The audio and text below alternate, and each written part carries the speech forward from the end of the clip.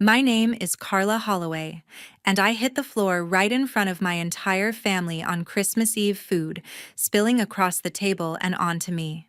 My side throbbing because my stepbrother Zane shoved me hard away from the spot under the old wall clock and snarled, "That seat belongs to my dad. Get out." For a moment, no one moved. The Christmas lights twinkled in the background, forks froze midair. I looked up at Zane's smug half grin and waited for my mom to say anything to defend me. She didn't. She just turned away, pretending the mess on the floor was the real issue, not the person lying in it. That was the instant something inside me shut off. Not explosive anger, but something quieter, colder, irreversible. Lansing, Michigan is my home. Cold winters, quiet neighborhoods, simple life at the local accounting firm. I'm 34 now, and I've always lived by straightforward rules: show up, keep your promises, handle your own business. At this age, your reputation is everything. And that's why that spot under the clock mattered so much. It was the place we always took family photos every holiday, right under my late father's old wall clock. The only thing he left me before he passed when I was 12. I'd kept it polished, made sure it hung straight in the dining room of my mom's house. For years, it felt like holding on to a piece of him.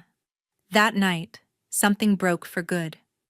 I pushed myself up, slowly ignoring the pain shooting through my side, and walked out into the freezing Michigan night without a word. As I sat in my car, engine running, watching the house lights from the driveway, I knew a decision had already been made, one that would change everything forever. If this story hits close to home, if you've ever felt like an outsider at your own family table, or had your kindness taken for weakness, drop a comment below and tell me your thoughts. Share this with someone who needs the reminder that you're not alone. And if you want more real stories like this, stick around with us. I drove away from that house in the heavy Lansing snow tires, crunching over the frozen streets as I headed back to my small apartment on the east side of town.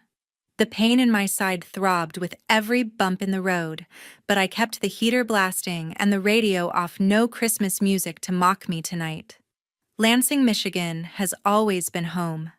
Cold winters that bury everything under layers of white, quiet suburbs where neighbors wave from their driveways while shoveling snow Friday nights at local spots, like the corner pub with craft beer on tap and conversations about high school football games that still matter years later.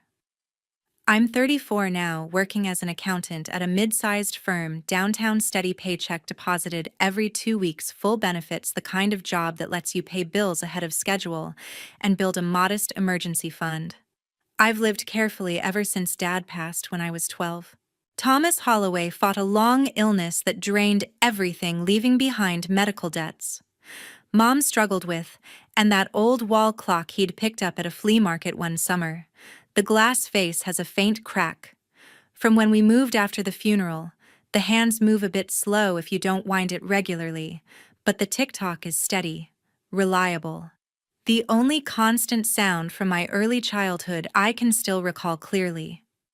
Mom kept the clock after he was gone. Elaine hung it right in the center of the dining room wall when she remarried Michael Larson a few years later. "It's the one thing your father left specifically for you," she told me back then. "We'll keep it there so you always remember him when we gather."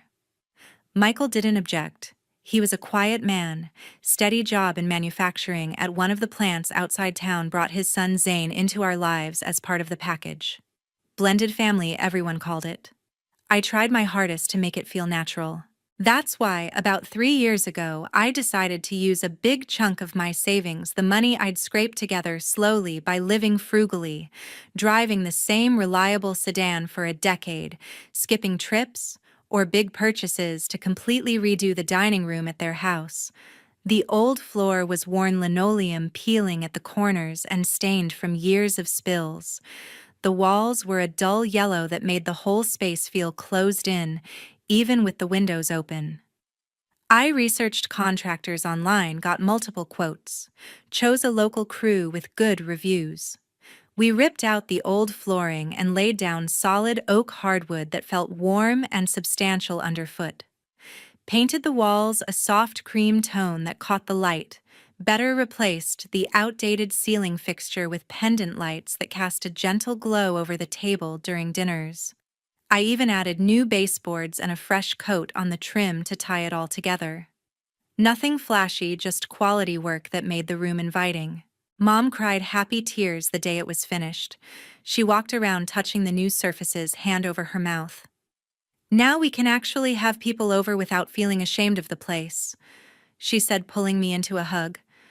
"You've made this feel like a real home." I believed her.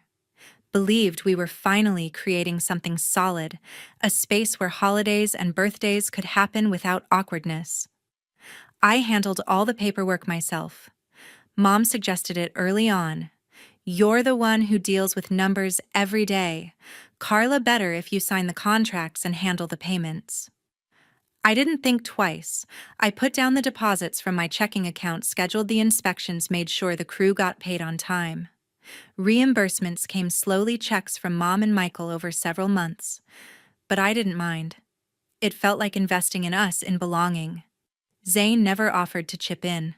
Michael's son from his previous marriage, a few years older than me, always drifting between short-term jobs, warehouse shifts, delivery routes, construction gigs that ended abruptly. He'd show up back at the house when things fell apart, duffel bag in hand, filling the space with his loud voice and restless pacing. Mom would smooth it over, defending him every time. "He's going through a rough patch," she'd say if I mentioned the mess he left, or the late rent he owed somewhere else. I went along, helping out in small ways, a couple hundred for gas when he claimed an interview across state covering a utility bill once, when Mom asked quietly over the phone. Thought it built bridges, showed I was all in on this family thing. The clock hung through every stage of the remodel, wrapped carefully while the walls were painted, rehung proudly in its central spot once the dust settled. I took over winding it, polishing the wood frame on weekends when I visited. It became my quiet ritual, a link to Dad in a room I'd helped transform.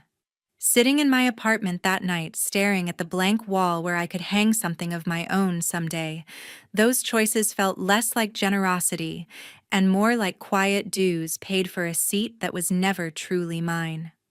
The dining room shone, now ready for gatherings, but the people filling it still treated me like the helpful outsider, the one who fixed problems and footed bills, but didn't quite belong under that ticking reminder of what I'd lost long ago.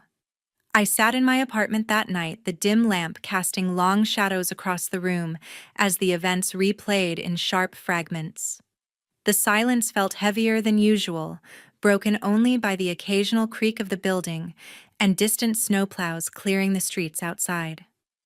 Zane Larson had always carried an edge that set him apart in our blended setup. Michael's son from his earlier marriage, a few years my senior, around 37, he had the build of someone who relied on physical presence, broad frame, quick movements, a voice that carried whether he intended it or not. Jobs came and went for him, like seasons, a few months, stocking shelves at a big box store near the mall, a stretch loading trucks at a distribution center on the outskirts, even a brief run as a rideshare driver before complaints piled up. When opportunities dried up, he'd return to the house with bags and excuses, settling in until the next chance appeared. Mom accommodated every time. Elaine rearranged the spare room without complaint, stocked snacks he liked, deflected questions from neighbors or relatives. "He's figuring things out," she'd say, tone final. It preserved harmony with Michael, who stayed quiet on the subject but clearly appreciated the lack of conflict. I watched the pattern form over years, Zane's returns becoming longer, his contributions shorter. He viewed me as peripheral from the beginning. Never quite stepsister, just Carla when acknowledgement was unavoidable.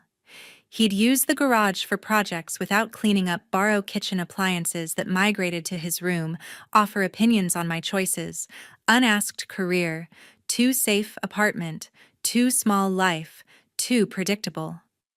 I absorbed it, convincing myself patience bridged gaps in blended families. Mom reinforced the dynamic subtly. When tensions rose, she'd pull me aside, "Let it go, he's had it rougher." Or when Zane pushed boundaries, "Pick your battles. Michael's happy when things are smooth." I complied, believing compromise earned place. Christmas Eve built like any other, but undercurrents pulled stronger. Relatives arrived steadily, uncles with bottles of wine, aunts carrying dessert trays, cousins chasing kids through the halls. The house filled with overlapping voices, smells of baked ham and spiced cider drifting from the kitchen. Someone cued holiday classics on the speaker's soft instrumentals at first, then familiar vocals that prompted sing-alongs. Michael moved through it all, efficiently checking the oven timer, topping off glasses. Mom orchestrated from the center, directing seating, passing appetizers. Zane showed up fashionably late, boots thudding snow on the entry mat, greeting louder than necessary to draw eyes his way. Dinner unfolded with practiced rhythm. Plates circulated stories, swapped updates on new jobs, grandkids' milestones, light complaints about winter heating bills. Laughter rose and fell, genuine in moments, strained in others. I joined conversations where I could refilling water glasses, helping clear courses. After plates emptied, the annual photo ritual began. Everyone migrated to the dining room, arranging in loose rows under the clock, the spot that framed shots perfectly year after year, capturing growth and changes against the warm backdrop I'd helped create. Kids up front on boosters, adults layered behind smiles, readied for the timer. I took my usual position near the middle, close enough for inclusion without dominating. Zane shifted suddenly, body checking me with deliberate force. "This is for my dad's actual family," he announced clearly, stepping into the center as I stumbled sideways. My hip caught the table corner hard, dishes rattled, gravy boat-tipped sides scattered across the cloth and down my clothes. I hit the floor solidly, breath knocked out in a rush. The impact echoed in the sudden hush. A child's gasp cut through, then nothing. I lay there, stunned, pain spreading sharp from hip to ribs, waiting for hands to reach down or voices to intervene. Mom averted her gaze, fussing with spilled napkins. Michael glanced briefly, then returned to his phone. Zane held the posed, satisfied smirk in place. No assistance came. The clock ticked on above, steady and indifferent, marking seconds, while illusions shattered completely. All the tolerance, the financial help, the remodel, it hadn't secured belonging. It had merely postponed this raw exposure of where I truly stood. I pushed myself up from the floor, brushing off the spilled food as best I could, while the room stayed frozen around me. No one moved to help. No voice cut through the awkward quiet.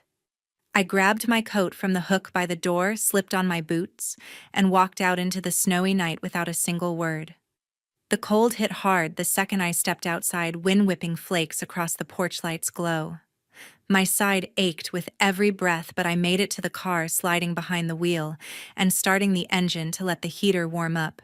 The driveway was already dusted white again, tires leaving fresh tracks as I backed out slowly, careful on the slick surface. Lansing streets were mostly empty this late on Christmas Eve, holiday lights twinkling from houses along the way, families inside wrapped in warmth I no longer felt part of.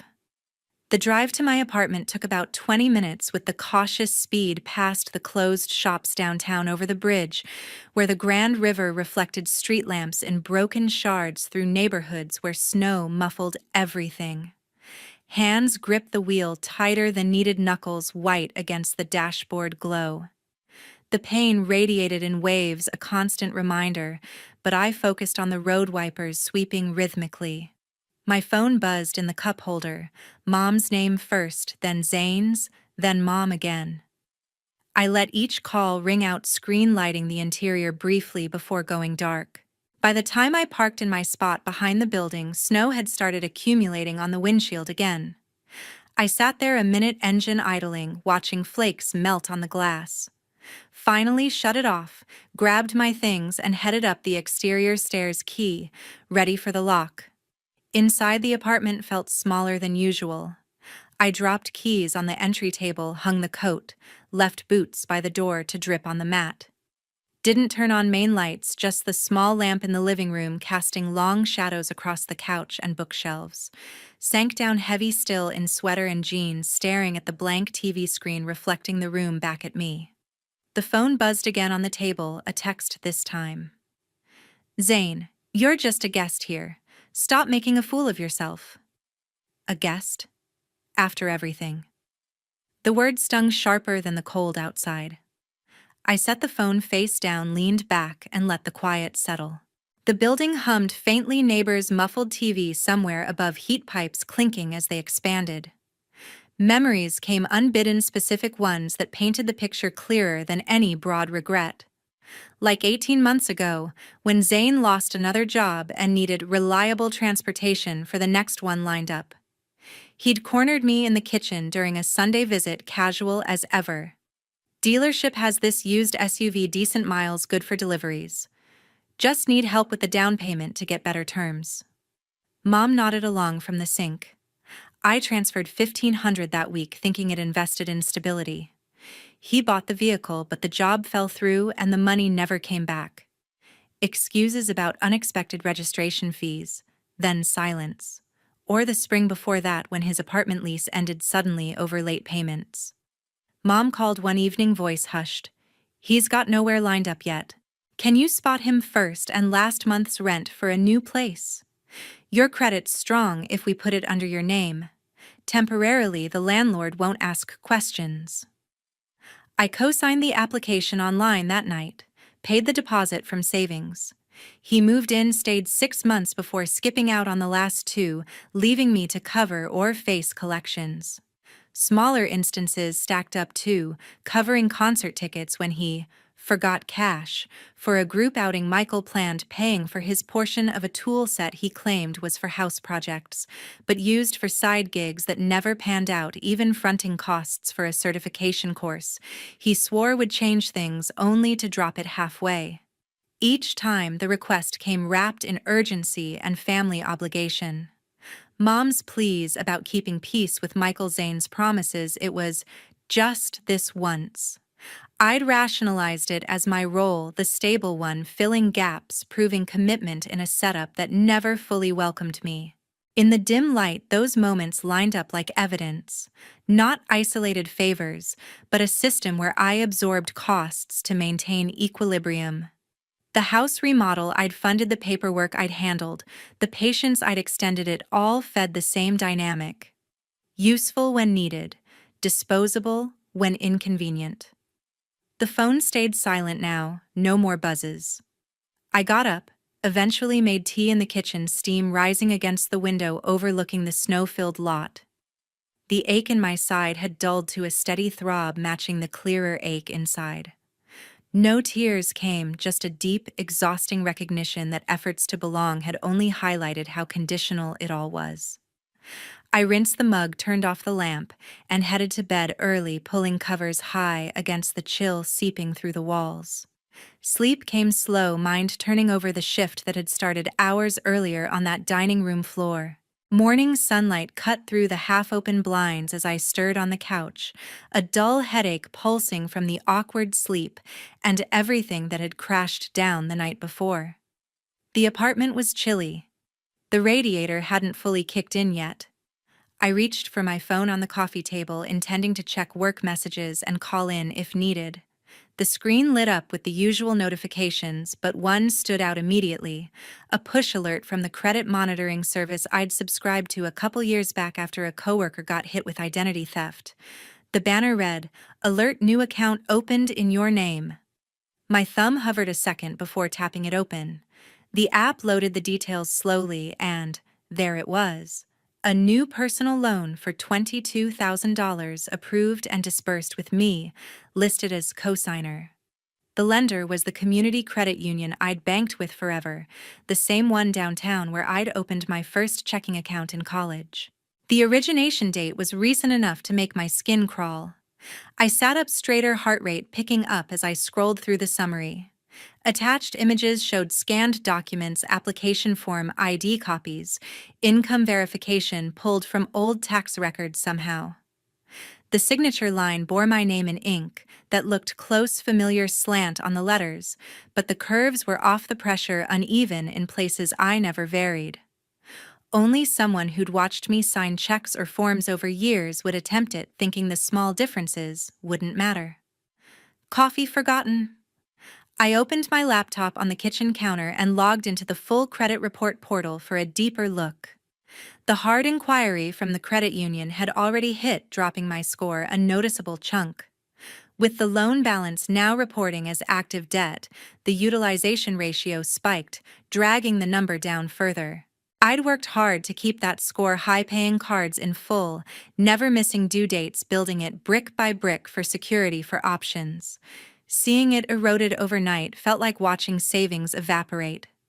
The vehicle purpose was listed clearly: auto purchase. A truck, probably. Zane had been complaining about his old one breaking down constantly. Pieces clicked too neatly. I picked up the phone and dialed the credit union's direct line, the one for member concerns I'd saved once for a disputed charge. The hold music played softly while the system verified my account. Finally, Sarah came on, mid-40s, voice calm, an experienced, the type who handled upset callers daily without rushing. After security questions, I asked her to pull the loan file. She typed for a minute, then confirmed the basics: primary borrowers Elaine Larson and Zane Larson, funds released for a new pickup truck registered in Zane's name. Your profile was used for co-signing approval, she said carefully. Supporting docs include joint account history from years ago and the signature page. I asked about the signature specifically. She described it over the line, matching most traits, but with inconsistencies in the flourish on the Y and spacing between letters. Close enough for automated systems, she noted, but a manual review would flag it. She walked me through the immediate effects the inquiry alone cost: points, the open balance raised, debt to income perceptions for any future applications, and missed payments, if they happened, would tank it worse. This could block pre-approvals for mortgages, better rates on anything financed, even some rental applications these days, she explained gently. Her tone stayed professional, but there was empathy underneath. If you didn't authorize this, it's treated as fraud. We freeze reporting to bureaus pending investigation, but you need to come in for the originals and file the affidavit. Nicole. She offered slots that afternoon, understanding in her voice when I said I'd be there soon. Hanging up, I stood at the sink a long moment, water running cold over my hands. The betrayal had shape now, dollars attached, future plans disrupted. All those shared statements from when Mom needed help managing bills after Dad died, the access I'd given thinking it built trust, it had become ammunition instead. I dressed quickly, jeans, sweater, boots for the slush outside, and grabbed the folder Sarah had mentioned printing for me. The drive downtown was short, traffic light on the post-holiday roads. Parking near the branch, I walked in with purpose, ready to see the papers myself and set the record straight. I drove straight from the credit union parking lot to Mom's house, the folder of fraud documents on the seat beside me like quiet evidence I no longer needed to hide. The streets of Lansing were slushy from melting snow tires, hissing through puddles as I turned into the familiar subdivision. Pulling up the house looked the same, holiday wreath still on the door, Michael's truck in the driveway. I parked behind it, took a breath, and walked to the entrance. Knocked firmly instead of using my key. Mom opened after a moment, surprise flashing across her face before worry settled in. Carla, you're here early. Come inside, it's cold. She stepped aside, sweater wrapped tight around her. Zane was in the living room, lounging on the couch with a mug TV on low with some morning show. He muted it when I entered, sitting up with that defensive posture he defaulted to. What's this about? He asked, tone already edged. I stayed standing near the entry. The loan. $22,000 for your truck. My name on it as co-signer. I just came from the credit union. Mom closed the door softly, moving to stand between us like a buffer. Let's sit and talk. There might be a mix-up. No mix-up. I pulled out phone, opened the app with the saved doorbell clip. This is from a few weeks back after one of my visits. I hit play volume enough to fill the space. Zane's recorded voice came clear, laughing with Mom on the porch, casual about the application. She'll cover it if push comes to shove. She always ends up handling the money stuff for the house anyway. Mom's quieter agreement followed then, the door closing. The playback ended. Zane's face reddened, mouth opening then closing. Mom reached for the phone, but I pocketed it. That's how it was planned, I said evenly. Without asking me. Mom's hands twisted the sweater hem. It was only meant to be temporary. The dealer needed better credit for approval, and yours is strong. Zane promised to refinance soon. Take your name off once payments started. Zane found his voice. You're overreacting as usual. We've borrowed smaller things before, and it worked out. This isn't that different. The words confirmed everything the report had shown. Small things I agreed to. This I didn't. Mom's eyes welled. We never meant harm. Just trying to get him stable new truck for better jobs. Thought you'd see it as helping family. Zane stood now closer. Family helps family. You make good money, no kids draining it. What's the big deal? The room felt smaller, tension thick. I kept my voice level. The big deal is my credit, my future used without permission. Mom stepped nearer, pleading. Please, Carla, we can fix payments, add you to the title or something. Don't make this bigger. Zane crossed arms. Yeah, chill. Calling it fraud is extreme. Hearing them frame it as my overreaction sealed the shift inside. No more justifying, no more absorbing. I turned toward the door. Where are you going? Mom asked, voice rising. To finish what needs doing. I walked out, door clicking shut behind. The drive back downtown was direct, traffic light, mid-morning, radio off again. Parked in the same credit union lot, walked in with purpose. Sarah met me at the counter leading to the same small office. The investigator was already there, older man, calm demeanor, notebook open. He reviewed the folder I'd brought, nodding at the printouts. We went through formalities, additional questions about access to my info over years, timelines of when I'd last shared statements or logins. I answered precisely, old joint account from helping Mom post dad, passwords she'd known for emergencies.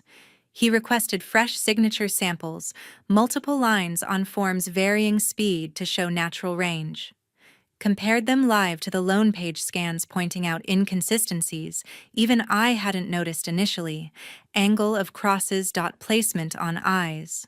Sarah prepared the full fraud packet, affidavit, sworn dispute letters to bureaus, freeze requests.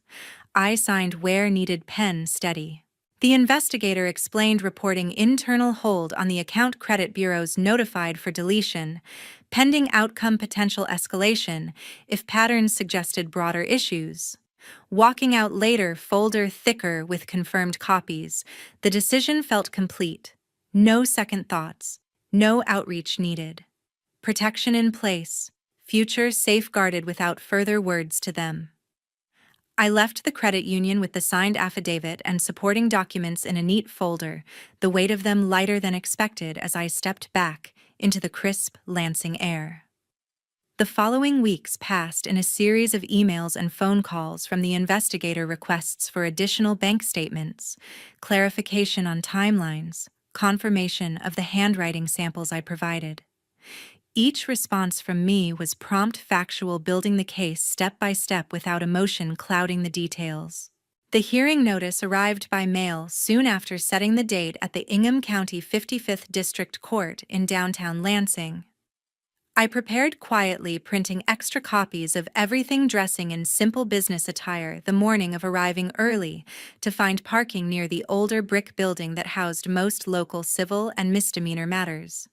Security at the entrance was routine, bag through the scanner, walk through the detector, retrieve items on the other side. The hallway smelled faintly of floor polish and coffee from a vending machine. I found the assigned courtroom on the directory and took a seat in the gallery, watching other cases cycle through, traffic disputes, small claims, landlord issues, The room itself was functional beige walls, wooden benches worn smooth fluorescent lights, humming overhead American and Michigan flags flanking the judge's bench. When our case was called, the bailiff directed us forward.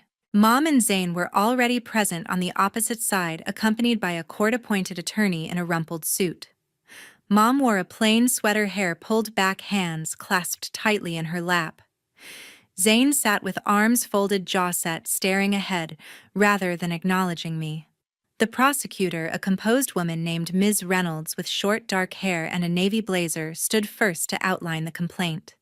She presented the loan file, methodically projecting pages onto a screen for clarity, the application form listing me as co-signer, without my knowledge, copied identification pulled from old shared records. The signature page where the forgery was evident even to untrained eyes. She highlighted the investigator's report, side-by-side comparisons showing deviations in letter formation, pressure patterns, and spacing that no coincidence could explain. Next came the audio from the doorbell camera played through the courtroom system. Zane's voice filled the space, casual, dismissive, assuming I'd handle the fallout as always. The clip ended abruptly, leaving an uncomfortable silence that no one rushed to fill. Mom took the stand when called.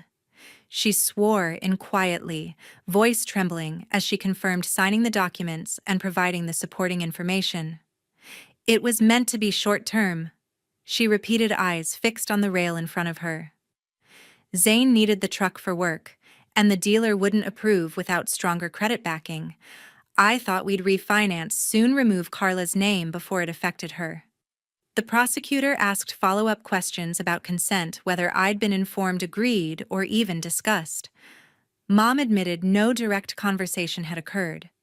We assumed she'd understand it was for family. Zane's turn came next. He stood confidently, at first claiming the arrangement was informal family support, pointing to past instances where I'd helped with smaller amounts. She's always been the one with the good job, he said. This wasn't supposed to be permanent. His attorney tried steering toward misunderstanding rather than intent, but the questions pinned him down. No emails, no texts, no verbal okay from me. Ms. Reynolds countered smoothly, referencing the audio as evidence of premeditation and the lack of any communication trail showing my involvement.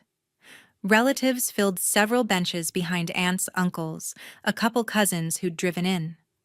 Their expressions ranged from uncomfortable shifts to quiet disapproval as the details unfolded publicly. The judge, a woman in her late 50s with silver-streaked hair and a direct gaze, listened without interruption, taking notes on a legal pad. She reviewed the exhibits during a brief recess, pages rustling in the quiet. When she returned, her ruling came measured and clear. The evidence established unauthorized use of identity with intent to obtain credit, meeting the elements for fraud under state statute. No ambiguity in the forgery, or the expectation I'd bear the burden. Restitution was ordered immediately and fully, the entire principal of $22,000, plus accrued interest and administrative fees to be paid through the court to clear my record completely. Zane directed to liquidate the purchased truck within 30 days to cover the majority, with any deficiency split jointly. Mom required to enroll in and complete a certified financial literacy and responsibility program.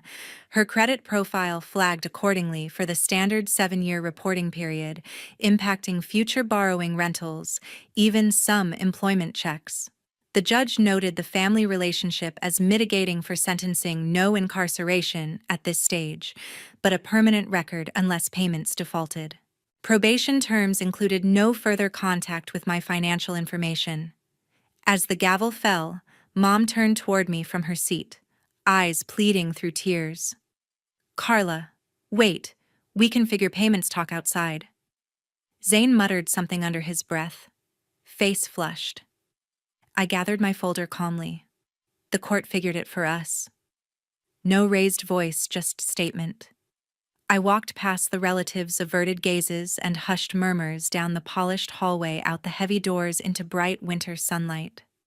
The relief washed over as I reached the parking lot, shoulders loosening, breath easier, like shedding a weight carried too long unnoticed. Justice here wasn't fireworks. It was structure consequences assigned properly, space created for moving forward unencumbered for the first time in years. Months passed in the familiar rhythm of Lansing life seasons, shifting from lingering snow to spring green along the Grand River trails I walked on weekends. Work at the accounting firm stayed steady. Client meetings, tax deadlines, the quiet satisfaction of balanced ledgers. My apartment became more mine each day, small touches added like new bookshelves and plants by the window. News of the fallout filtered in gradually, not through direct contact, but the way word travels in a mid-sized city. Zane struggled most visibly. The fraud record showed up on every background check for decent jobs, warehouses, retail management, even delivery companies that required clean financial history for handling cash or vehicles. Applications rejected one after another, excuses thin. He ended up back at the house, full-time sharing space with Michael in an atmosphere that turned tense. Quickly arguments over Bill's space blame echoing through walls thin enough for neighbors to notice.